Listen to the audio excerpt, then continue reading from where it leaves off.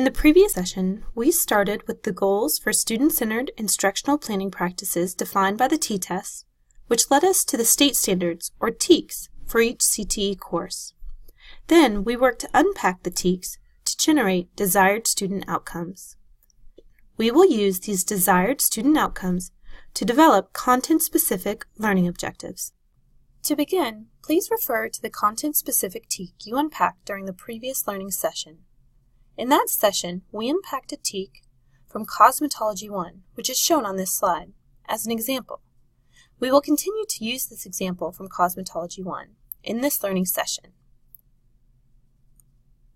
The unpacked TEK states the desired student outcome, as the student is expected to employ the ability to be trustworthy by complying with an ethical course of action. This unpacked TEK gives me a clear sense of what students should know and be able to do as a result of learning activities.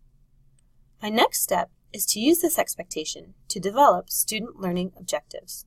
To begin, let's first analyze a student learning objective developed for the Unpacked Cosmetology 1 standard.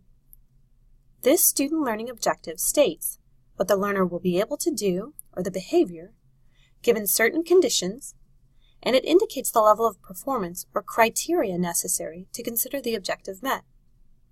In this example, the behavior, which is shown in green, states that the learner will act out an appropriate response to both clients and coworkers. The condition, which is shown in orange, is 5 authentic work-based ethics scenarios. The criteria, which is shown in purple, is an appropriate response for 3 out of 5 scenarios.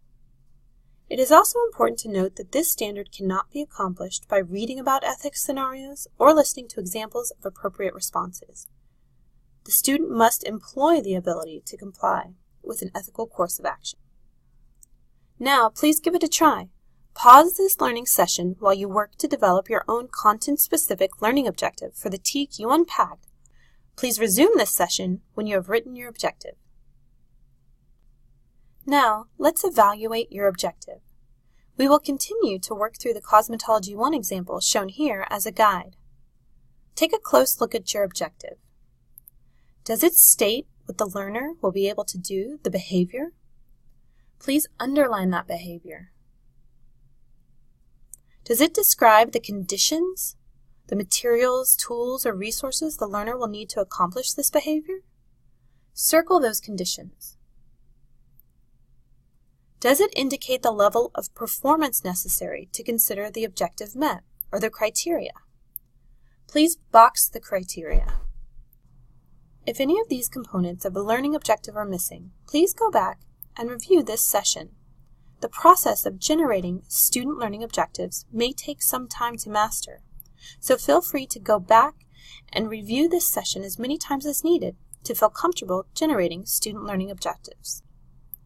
In this session, we continued our focus on alignment of standards defined by the T-test, goals as they are outlined by the TEKS, and we worked to develop student learning objectives. In the next learning sessions, we will explore questions like, what do my students know? And how will I cause learning?